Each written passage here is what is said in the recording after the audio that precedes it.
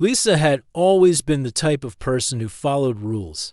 She wore what was expected, did what was proper, and never questioned why things had to be a certain way. But at 34 years old, something inside her started to change. It began. On a Tuesday morning in March, Lisa was getting ready for work, pulling on her usual business outfit, a fitted blazer, pencil skirt, and button-up shirt. As she zipped up the skirt, she felt that familiar tightness around her waist. The blazer pulled across her shoulders. The shirt collar felt like it was choking her slowly. She stood in front of her bedroom mirror, adjusting and readjusting her clothes. The waistband of her skirt was already leaving red marks on her skin, and she hadn't even left the house yet. This was nothing new. For years, she had accepted this discomfort as normal. Everyone wore these kinds of clothes to work. Everyone dealt with the pinching, the pulling, the restriction.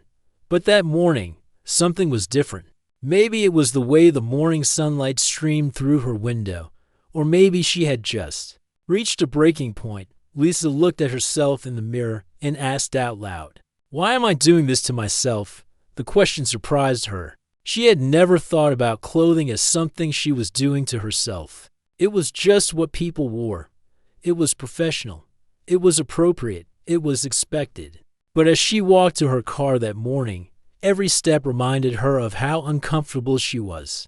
The tight skirt made it hard to take normal steps. The blazer restricted her arm movements. By the time she reached her office, she was already exhausted from fighting against her own clothes. Lisa worked as a research assistant at a university, studying how different materials affected people's health. It was ironic, really. She spent her days learning about how synthetic fabrics could cause skin problems, how tight clothing could affect circulation, and how the wrong materials could make people feel sick. Yet she continued to wear exactly these types of problematic clothes every single day. During her lunch break that day, Lisa found herself researching something she had never looked into before: the history of clothing and why people wear what they wear. She discovered that many of the clothes considered professional today were actually designed decades ago when people had different body types and different lifestyles. She learned that tight-fitting clothes were often more about showing social status than about comfort or health. The more she read, the more confused she became. If clothing was supposed to protect and comfort the human body, why did so much of it do the opposite? Why did professional clothes have to be uncomfortable? Why did looking proper mean feeling terrible? That evening, Lisa came home and immediately changed into her most comfortable clothes: an old, oversized cotton shirt and loose sweatpants. The relief was instant. Her breathing became deeper. Her shoulders relaxed. The red marks from her waistband slowly faded away. She spent the evening researching more. She found articles about people who had chosen to wear only natural, loose-fitting clothes for health reasons. She read about communities of people who had rejected tight, synthetic clothing in favor of comfort and well-being. She discovered that there were doctors who recommended loose, natural clothing for better health. The next morning, Lisa tried an experiment. Instead of her usual tight business clothes, she chose the loose, most comfortable professional outfit. She owned a flowing dress made of natural cotton and flat, comfortable shoes. She was nervous about how her colleagues would react. To her surprise, nobody said anything negative. In fact, her supervisor complimented her on how relaxed and confident she looked. Lisa realized that she had been carrying tension in her body for years because of her uncomfortable clothes, and now that the tension was gone, she appeared more at ease. But the real revelation came during a staff meeting that afternoon. Lisa noticed how many of her colleagues were constantly adjusting their clothes. The woman next to her kept pulling at her tight jacket. The man across the table was clearly uncomfortable in his restrictive tie. Everyone in the room seemed to be fighting a small, constant battle with their clothing. Lisa began to wonder, what if this wasn't necessary? What if there was a better way? That night, she started a journal. She wrote down how she felt in different types of clothing. She noted that tight clothes made her feel anxious and restricted. Loose, natural fabrics made her feel calm and free. Synthetic materials made her skin feel itchy and uncomfortable. Natural materials felt soothing and breathable. She also started paying attention to her body in ways she never had before. She noticed that tight clothes affected her posture, making her hunch her shoulders and restrict her breathing. Loose clothes allowed her to stand taller and breathe more deeply. Over the following weeks, Lisa began making small changes. She replaced her synthetic work shirts with cotton ones. She chose shoes that didn't pinch her feet. She bought dresses that flowed instead of clung. Each small change made her feel a little bit better, a little bit freer. Her husband noticed the changes too. He told her she seemed happier, more relaxed. She was sleeping better at night and had more energy during the day. The chronic shoulder pain she had experienced for years was getting better.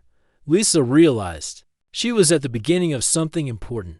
She didn't know where this journey would lead, but she knew she couldn't go back to the way things were before. She had tasted freedom from the constant discomfort she had accepted as normal for so many years.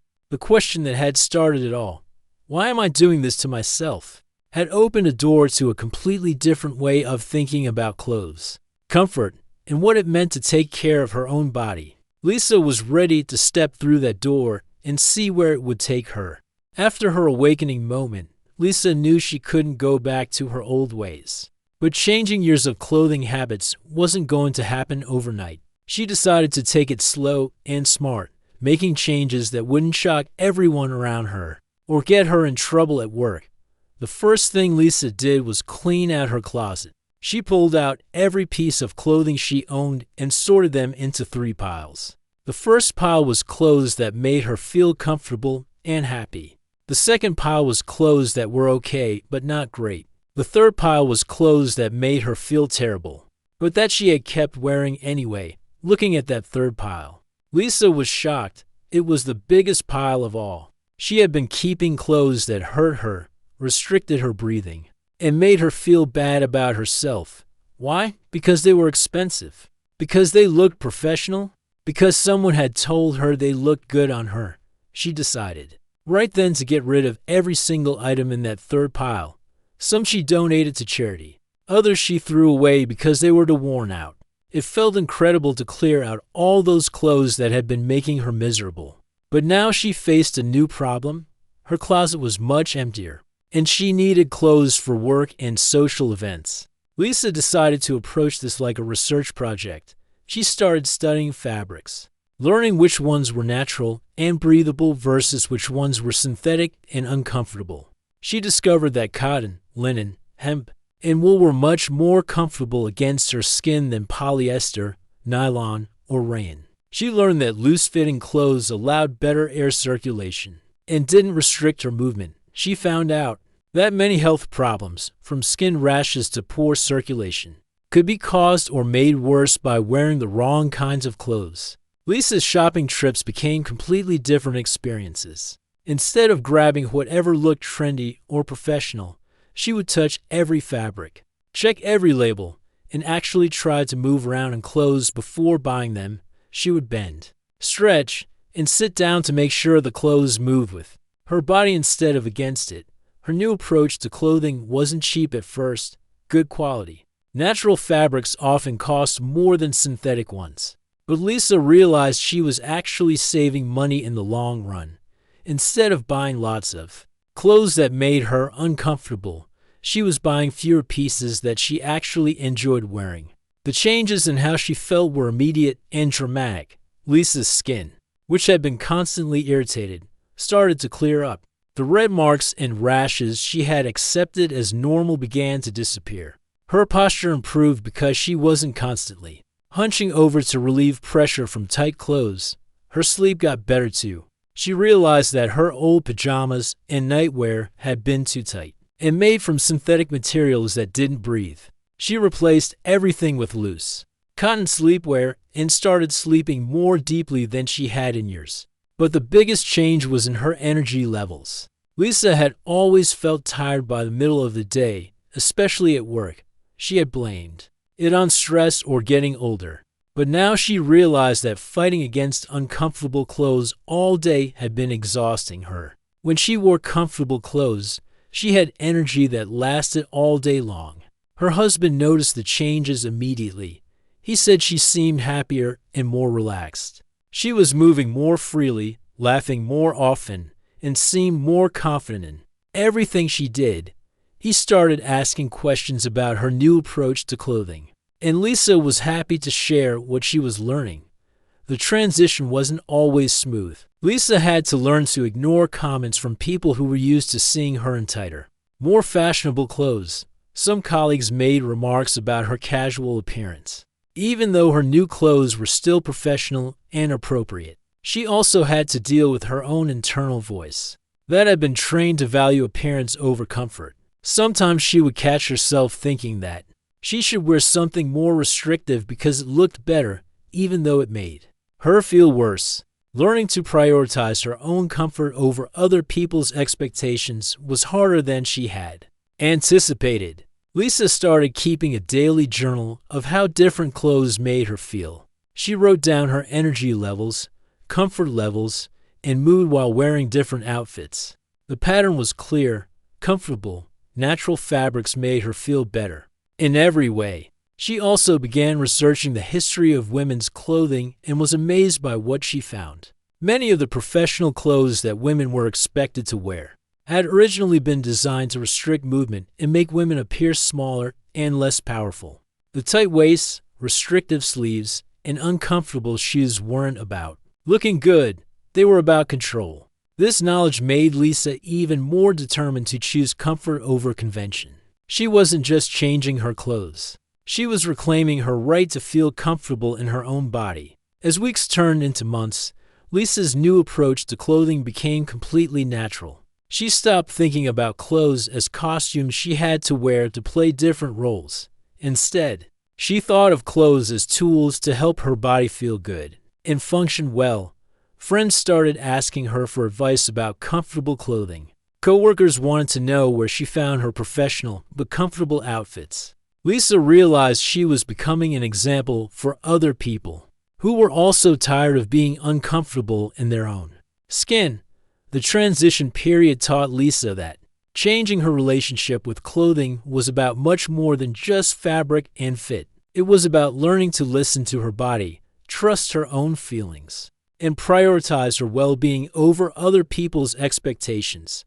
By the end of this phase, Lisa felt like a completely different person. She was more confident, more comfortable, and more in touch with what her body needed to feel good. She was ready for whatever came next in her journey. Life was going smoothly for Lisa until she faced her first real test. Her boss announced that there would be an important client meeting next week, and everyone needed to dress in their most professional attire. Lisa felt a knot form in her stomach. She had gotten rid of all her old restrictive business clothes months ago. What was she going to do? The old Lisa would have panicked and rushed out to buy a painful, tight suit that would make her miserable all day. But the new Lisa decided to get creative. She spent the weekend searching for professional clothes that were also comfortable. After visiting several stores, she found a beautiful blazer made from soft, stretchy fabric that looked formal but felt like wearing a comfortable sweater. She paired it with flowing pants made from natural fibers and comfortable flats. When she looked in the mirror, she looked professional and put together, but she felt completely comfortable. The meeting went perfectly, and her boss even complimented her on her polished appearance. But not every challenge was so easy to solve. Lisa's biggest test came when she had to attend her cousin's formal wedding. The invitation specified formal attire, and she knew the family would be watching and judging everyone's appearance. Lisa spent weeks searching for a formal dress that wouldn't make her miserable.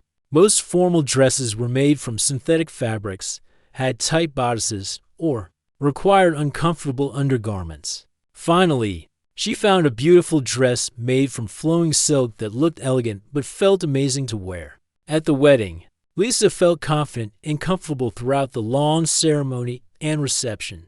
She could dance, sit, and move freely while other guests were constantly adjusting their clothes and complaining about sore feet. Several family members asked where she had found such a beautiful and comfortable-looking dress. However, Not everyone was supportive of Lisa's choices. Her mother pulled her aside during the reception and made some critical comments about how Lisa used to dress more appropriately and looked more put together in her old clothes. The criticism stung, especially coming from family. Lisa's mother wasn't the only one with opinions. Some of her co-workers started making subtle comments about her relaxed appearance. A few suggested that she might be sending the wrong message to clients, or that she wasn't taking her job seriously enough. These comments made Lisa doubt herself sometimes. She would stand in front of her mirror in the morning, wondering if she should go back to wearing clothes that looked more professional, even if they made her feel terrible. The pressure to conform was stronger than she had expected. The workplace challenges got more complicated when Lisa's company hired a new manager who had very traditional ideas about professional appearance. During Lisa's first meeting with the new manager, she could tell he was judging her comfortable, flowing clothes negatively. He made several pointed comments about maintaining professional standards and dressing for success. Lisa realized she needed to be smart about handling this situation. She couldn't just ignore the new manager's expectations, but she also couldn't go back to wearing clothes that made her feel sick. She decided to gradually show him that her work quality was excellent regardless of what she wore. She made sure to be extra prepared for every meeting, to speak up with valuable insights, and to complete all her projects ahead of schedule. Slowly, the new manager began to focus more on her excellent work and less on her clothing choices. But the real challenge came when Lisa attended a professional conference in another city. She had packed all comfortable clothes, as usual. However, when she arrived at the conference, she realized that everyone else was dressed in very formal, restrictive business attire.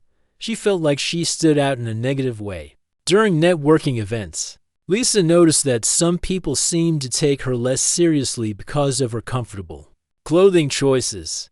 A few potential business contacts barely spoke to her, apparently judging her based on her appearance rather than her expertise. This experience was a real blow to Lisa's confidence. She started wondering if her commitment to comfortable clothing was hurting her career prospects. Maybe her mother and co-workers were right. Maybe she needed to suffer through uncomfortable clothes if she wanted to be successful. That night in her hotel room, Lisa had a long conversation with her husband. Over the phone, he reminded her of how much healthier and happier she had been since making the change. He pointed out that the people who judged her based on her clothes probably weren't the kind of people she wanted to work with anyway. Lisa also received an unexpected boost when one of the conference speakers, a successful businesswoman, complimented her on her professional yet comfortable appearance. The speaker mentioned that she had also made the switch to prioritizing comfort and had found it actually improved her performance because she wasn't distracted by physical discomfort. The challenges weren't just professional. Lisa also faced criticism from some friends who thought she was being too extreme or making too big a deal out of clothing. Some suggested that everyone deals with uncomfortable clothes and that it was just part of being an adult. These comments frustrated Lisa because they showed how normalized discomfort had become. Why should anyone have to suffer through uncomfortable clothes? Why was prioritizing her physical well-being seen as extreme or unreasonable? Lisa also discovered practical challenges she hadn't expected. Finding formal wear for special occasions was difficult and expensive. Many stores didn't carry professional clothes made from natural, comfortable fabrics. She had to shop online more often and sometimes had to return items that didn't fit properly. There were also seasonal challenges. Finding warm, comfortable clothes for winter that still looked professional required more research and planning than her old approach of just buying whatever was trendy. Despite all these challenges, Lisa noticed something important. The people who criticized her clothing choices were often the same people who constantly complained about being uncomfortable, having headaches, or feeling tired. Meanwhile, Lisa felt better than she had in years. She realized that the challenges she was facing were really about other people's discomfort. With her choice to prioritize her well-being over social expectations, The criticism said more about their own relationship with discomfort than it did about her choices. By the end of this challenging period, Lisa had learned valuable lessons about standing up for herself while being diplomatic about it. She had found ways to look professional while feeling comfortable. Most importantly, she had discovered that the people who truly mattered in her life supported her choice to feel good in her own body. The challenges had made her stronger and more confident. In her decision, she was ready to face whatever came next. Lisa's journey took an unexpected turn when she received an email from a stranger. A woman had found Lisa's name through a mutual friend and wanted to ask for advice. She explained that she had been suffering from constant skin problems and wondered if Lisa's approach to comfortable clothing might help her. This was the first time someone had reached out to Lisa specifically because of her clothing choices, as she wrote back with suggestions about natural fabrics and loose-fitting clothes. Lisa realized how much knowledge she had gained over the past year. She had become an expert without even trying. A few weeks later, the woman emailed again. She was amazed by how much her skin had improved after switching to cotton and linen clothes. She had also started sleeping better and feeling more energetic during the day. She thanked Lisa and asked if she knew of anyone else who might benefit from this information. That email planted a seed in Lisa's mind. If her simple changes had helped this woman so much, how many other people were suffering unnecessarily because they didn't know they had options? Lisa started paying more attention to conversations around her. She noticed how often people complained about being uncomfortable in their clothes, but felt like they had no choice. At work, she heard colleagues talking about back pain from tight bras, headaches from restrictive collars, and foot problems from uncomfortable shoes. One day during lunch, a coworker was complaining about a rash that kept getting worse despite trying different creams and medications. Lisa gently suggested that the problem might be the synthetic fabrics in her clothing. She recommended trying cotton shirts for a week to see if it made a difference. 2 weeks later, the coworker pulled Lisa aside to thank her. The rash had completely cleared up once she switched to natural fabrics. She couldn't believe that the solution had been so simple and that no doctor had ever suggested it. Word started spreading around the office. People began asking Lisa questions about comfortable clothing options. She found herself giving advice about everything from choosing shoes that didn't hurt to finding professional clothes made from breathable fabrics.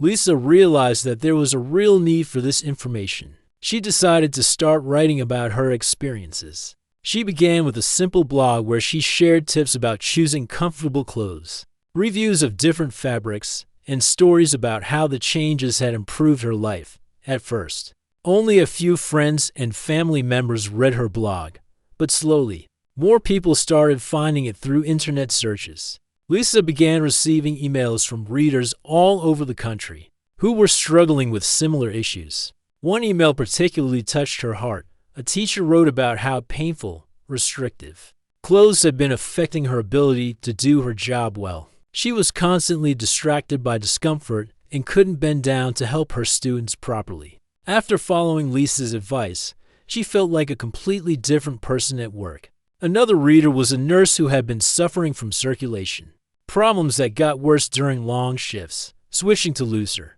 more breathable uniforms had dramatically improved her comfort and energy levels during 12-hour workdays. These stories motivated Lisa to expand her blog into something bigger. She started researching the connection between clothing and health more seriously. She was shocked to learn how many common health problems could be caused or made worse by wearing the wrong types of clothes. Lisa discovered that tight clothes could restrict blood flow, affect breathing, and even impact digestion. Synthetic fabrics could cause skin problems and prevent the body from regulating temperature properly. High heels could cause long-term damage to feet, legs, and backs. She began interviewing doctors, physical therapists, and other health professionals about the impact of clothing on well-being. Many of them confirmed what she had experienced personally, that comfortable, well-fitting clothes made from natural materials could improve both physical and mental health. Lisa's blog started gaining more attention. She was invited to speak at a local women's group about her journey, standing in front of 30 women. Sharing her story felt both terrifying and exciting. But when she saw how engaged the audience was, how many heads were nodding in recognition, she knew she was onto something important. After her talk, several women approached her with their own stories. One had been dealing with chronic headaches. That disappeared when she stopped wearing tight headbands and hair accessories. Another had discovered that loose clothes helped reduce her anxiety levels significantly. A physical therapist in the audience invited Lisa to write an article for a health magazine about the connection between clothing and posture. This was Lisa's first published piece, and seeing her words in print felt incredible. The article led to more opportunities. Lisa was invited to speak at health fairs, women's conferences, and workplace wellness events. She started offering consulting services to help people transition to more comfortable wardrobes. What surprised Lisa most was how many men also reached out for help. She had initially thought this was mainly a women's issue, but she learned that men also struggled with uncomfortable, restrictive clothing and the health problems it could cause. Lisa began partnering with local clothing stores to help them stock more comfortable, health-friendly options. She worked with small designers who were creating clothes that prioritized comfort without sacrificing style. She also started a support group for people who were making the transition to more comfortable clothing. The group met monthly to share tips, discuss challenges, and support each other through the process of changing their relationship with clothes. The group grew quickly. People drove from hours away to attend meetings. They shared stories about family members who didn't understand their choices, workplace challenges, and the joy of finally feeling comfortable in their own skin. Lisa realized that her personal journey had become something much bigger than she had ever imagined. She wasn't just helping people choose different clothes. She was helping them reclaim their right to feel comfortable and healthy in their own bodies. The advocacy work was fulfilling in ways Lisa had never expected. Every email from someone whose life had improved, every success story shared in the support group, every person who discovered they didn't have to suffer through uncomfortable clothes, it all reinforced that this work was important and needed. Lisa was no longer just someone who had made a personal choice about clothing. She had become a voice for people who wanted to prioritize their health and comfort, but didn't know where to start. 3 years after that first uncomfortable Tuesday morning, Lisa barely recognized the person she used to be. She was sitting in her home office, responding to emails from people all over the world who had found her website and wanted advice about comfortable clothing. Her blog had grown into a full resource center with thousands of regular readers. The transformation in her life had been complete and amazing. Every morning, Lisa woke up excited to get dressed because every piece of clothing in her closet made her feel good. She had learned to create professional outfits that were both stylish and incredibly comfortable. Her colleagues now came to her for fashion advice, wanting to know how she always looked so polished while seeming so relaxed. Her relationship with her husband had grown stronger through this journey.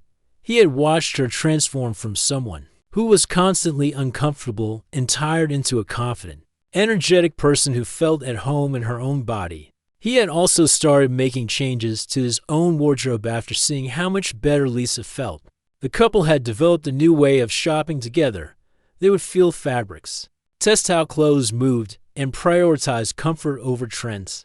Their shopping trips became more enjoyable because they were focused on finding things that would make them feel good rather than just look good. Lisa's career had taken an unexpected turn.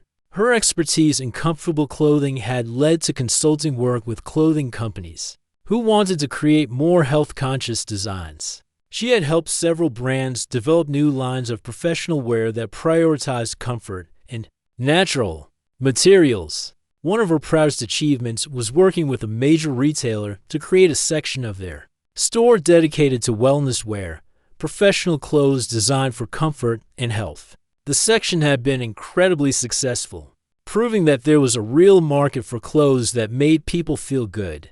Lisa had also been invited to speak at medical conferences about the connection between clothing and health. Doctors were beginning to understand that many patient complaints about pain, skin problems, and fatigue could be related to what they wore every day. Lisa's presentations helped healthcare professionals learn to ask patients about their clothing choices and offer better advice. The support group Lisa had started had grown into a network of groups. In cities across the country, people were organizing their own meetings, sharing resources, and helping each other navigate the challenges of prioritizing comfort in a world that often valued appearance over well-being. Some of the most rewarding moments came from individual success stories. Lisa received regular emails from people whose lives had been changed by simple clothing adjustments. An office worker whose chronic back pain disappeared when she stopped wearing high heels. A man whose skin problems cleared up when he switched from synthetic to cotton shirts. A teacher who could finally move freely around her classroom in comfortable, breathable clothes. One particularly meaningful letter came from a teenage girl whose mother had found Lisa's website. The girl had been struggling with anxiety and low self-esteem, partly because she felt constantly uncomfortable in the clothes she thought she was supposed to wear. Learning that she could dress for comfort while still looking good had been life-changing for her confidence. Lisa had also learned to navigate the social challenges that came with her choices. She had developed responses to criticism that were both polite and firm. When people made comments about her casual appearance, she would simply smile and mention how comfortable and energetic she felt often. This led to genuine conversations about the importance of feeling good in your own clothes. Her family relationships had improved too. Her mother, who had initially been critical of Lisa's clothing choices, had gradually come to understand and respect her daughter's priorities. After seeing how much happier and healthier Lisa was, her mother had even started asking for advice about more comfortable clothing options. Lisa's work had expanded beyond just clothing advice. She had begun writing and speaking about the broader topic of body autonomy and the right to make choices that prioritize personal well-being over social expectations. Her message resonated with people who felt trapped by various social pressures, not just clothing-related ones. The financial aspect of her new lifestyle had also worked out better than expected, while natural. Comfortable clothes sometimes cost more initially. Lisa was buying far fewer items and replacing them less often. Her cost per wear was actually lower than when she had been buying cheap, uncomfortable clothes that fell apart quickly. Lisa had also discovered a community of small business owners who were creating beautiful, comfortable clothes, supporting. These businesses felt good and had introduced her to a network of like-minded people who shared her values about comfort, sustainability, and treating the human body well. Looking back on her journey, Lisa was amazed by how one simple question, "Why am I doing this to myself?" had led to such dramatic changes in her life. What had started as a personal quest for comfort had become a mission to help others discover their own right to feel good in their bodies. The ripple effects continued to surprise her. Companies were designing more comfortable clothes. Healthcare professionals were considering clothing as a factor in patient well-being. Parents were teaching their children that comfort and health were more important than following fashion trends. Lisa realized that her story wasn't really about clothes at all. It was about learning to listen to her body, trust her own needs, and make choices based on what made her feel good rather than what other people expected. The clothes had just been the starting point for a much deeper transformation. As she sat in her comfortable office, wearing soft cotton clothes that felt amazing against her skin, Lisa felt grateful for that uncomfortable Tuesday morning 3 years ago. That moment of discomfort had been the catalyst for a journey that had not only changed her own life, but had also helped thousands of other people discover that they didn't have to suffer through uncomfortable clothes. Lisa had learned that sometimes the most radical thing you can do is simply decide to feel good in your own body. Her story was proof that one person's decision to prioritize comfort and health could create waves of positive change that reach far beyond what anyone might imagine.